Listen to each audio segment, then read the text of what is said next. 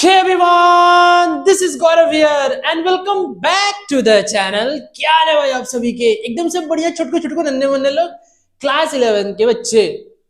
Class 11 का है, चलो अच्छा बात है। यानी क्लास 11 का है तो आप लोगों को जरूर पता होगा कि 15 डेज का मैराथन आप लोग का चल रहा है। और बेसिकली जो है वो आज हम लोग का डे नंबर सेकंड होने वाला है। डे नंबर फर्स्ट में हम लोगों ने किया था 40 एमसीक्यू और वो काफी शानदार था। तो आज भी हम लोग करेंगे नेक्स्ट एमसीक्यूज का बात और वो भी काफी शानदार होगा। तो चलिए बिना देर के वीडियो को स्टार्ट करते हैं और देखते हैं कि कैसा कैसा किस किस टाइप का एमसीक्यू है। Let's begin.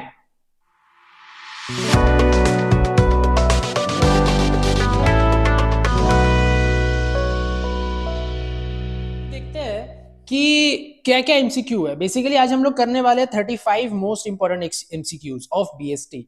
अच्छा चलो आप लोगों के लिए एक टास्क देते हैं।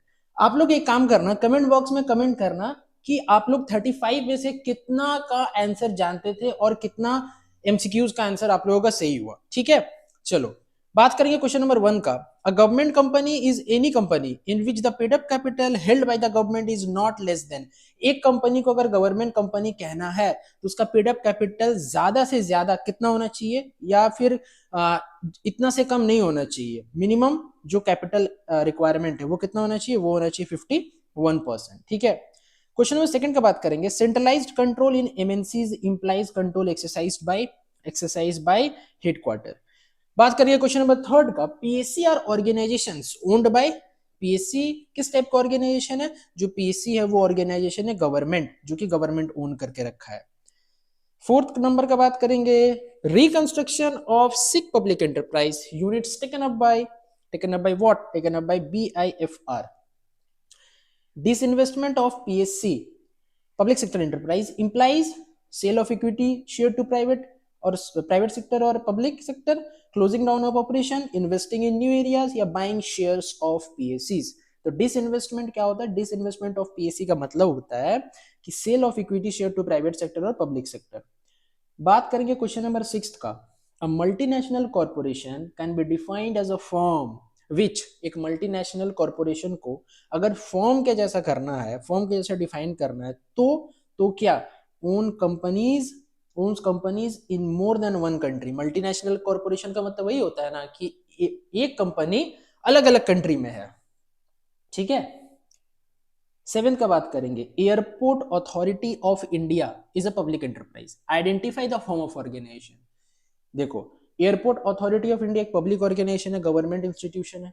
ये किस टाइप का फॉर्म है ऑर्गेनाइजेशन का? ये है फॉर्म स्टैट्यूटरी कॉर्पोरेशन। बात करेंगे 8 का। Public enterprise competes with private sector, है ना? कौन सा? Public sector undertaking. 9th का बात करेंगे। Disinvestment gave birth to establishment to. Disinvestment क्या होता है? डिसइन्वेस्टमेंट में क्या इंपॉर्टेंस है या वो करने से क्या होता है? Multinational corporation. 9th का सी। 10th का बात करेंगे। Public sector organisations are managed by. जो पब्लिक सेक्टर ऑर्गेनाइजेशन है वो कौन मैनेज करता है? वो मैनेज करता है गवर्नमेंट एम्प्लॉइज। यानी 10 का ऑप्शन नंबर बी। 11 का बात करेंगे। Public sector organisation accountable to specific ministry. Public sector organisation accountable to specific ministry. Option number हो जाएगा बी, डिपार्टमेंटल अंडरटेकिंग्स। बात करेंगे 12th का। Public sector does not work for. जो पब्लिक सेक्टर है वो किसके लिए वर्क नहीं करता? वो वर्क नहीं करता प्रॉफिट अर्निंग के लिए, क्योंकि पब्लिक सेक्टर जो है वो हमेशा किसके लिए काम करता है? सर्विस प्रोवाइड करने के लिए। 13 का बात करेंगे। स्टील प्लांट एट राउरकेला वो सेटअप टू अचीव। जो स्टील प्लांट है राउरकेला में, ओडिशा है ना, बोल सकते ओडिशा, वो जो बनाया गया है वो क्या करने के लिए बनाया गया है? वो रीजनल बैलेंस अचीव करने के लिए बनाया गया है। 14 का बात करेंगे। The oldest form of organisation in public sector. सबसे पुराना फॉर्म पब्लिक सेक्टर में कौन सा है? सबसे पुराना फॉर्म पब्लिक सेक्टर में डिपार्टमेंटल अंडरटेकिंग्स। बात करेंगे 15th का। A Maruti Suzuki in India is an example of what? जो मारुति सुजुकी है इंडिया में वो किसका एग्जांपल है? वो एग्जांपल है जॉइंट वेंचर का, मारुति और सुजुकी का। ठीक है, 16th का बात करेंगे। A government companies purchase share in the name of.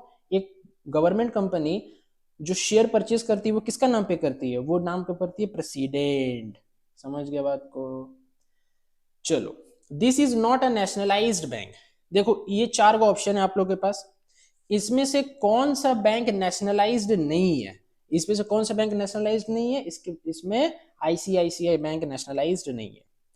18 का बात करेंगे, all deposits in a bank account carry interest except, देखो बैंक में जितना टाइप का अकाउंट है, चाहे savings account, current account, recurring deposit account या फिक्स डिपॉजिट अकाउंट, सारा अकाउंट इंटरेस्ट कैरी करता है, यानी इंटरेस्ट उस पर चार्ज होता है, एक्सेप्ट कौन अकाउंट छोड़ करके? Current account. क्योंकि करेंट अकाउंट किसके लिए काम आता है? करेंट अकाउंट बिजनेसमैन लोग ज्यादा यूज करते हैं, क्योंकि वो लोग का जो ट्रांजेक्शन होता है वो काफी ज्यादा अमाउंट में होता है, बिजनेसमैन लोग का ट्रांजेक्शन, इसीलिए उसमें कोई इंटरेस्ट नहीं चार्ज होता है।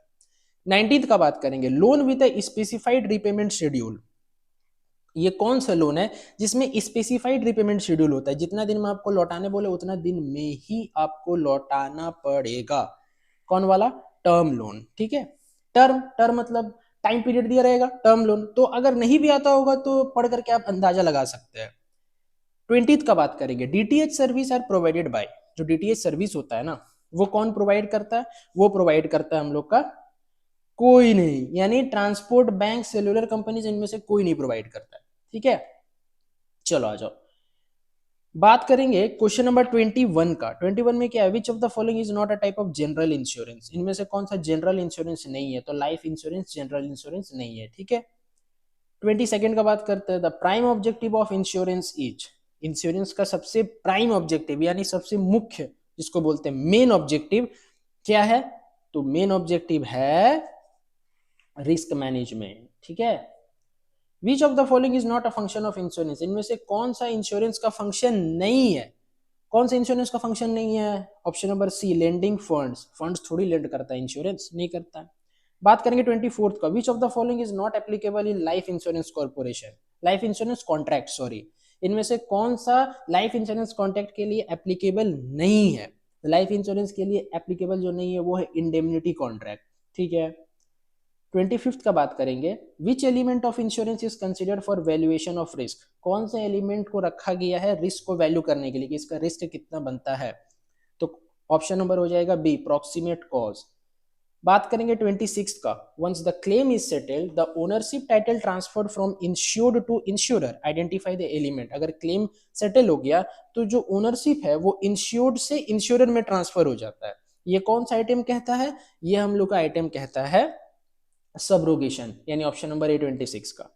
27 का बात करेंगे, the type of insurance which is not considered as a compensation against probable loss, कौन सा टाइप का इंश्योरेंस कंपेंसेशन के जैसा काम नहीं करता है? कौन सा नहीं करता है?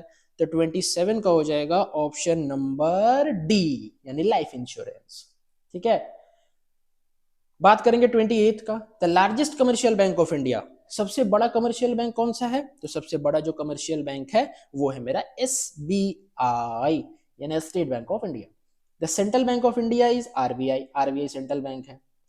30th का बात करेंगे, bankers cheque is also known as, bankers cheque is also known as what? Pay order. ठीक है, पे ऑर्डर। 30 का बी।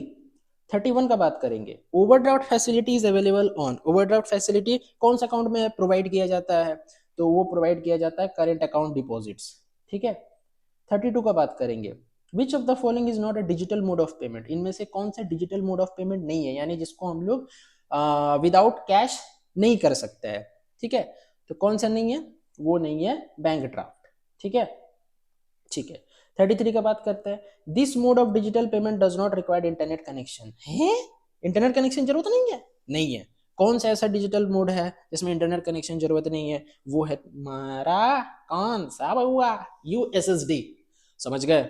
चलो आ जाओ, बात करेंगे क्वेश्चन नंबर 34 का, which of the following uses fingerprint as a security code, इनमें से कौन सा डिजिटल मोड ऑफ पेमेंट है जिसमें सिक्योरिटी कोड का जरूरत पड़ता है? तो सिक्योरिटी कोड का कहां पे जरूरत पड़ता है? जल्दी बताओ। Very good, very good, yes, option number B, AEPS। अब बात करेंगे क्वेश्चन नंबर 35 का। 35 में क्या है? Health insurance compensate insured for, जो हेल्थ इंश्योरेंस हम लोग करवाते हैं ना, वो किसके तरफ कंपेंसेशन देता है? वो देता है हम लोग का मेडिकल एक्सपेंसेस फॉर हॉस्पिटलाइजेशन, यानी ऑप्शन नंबर बी।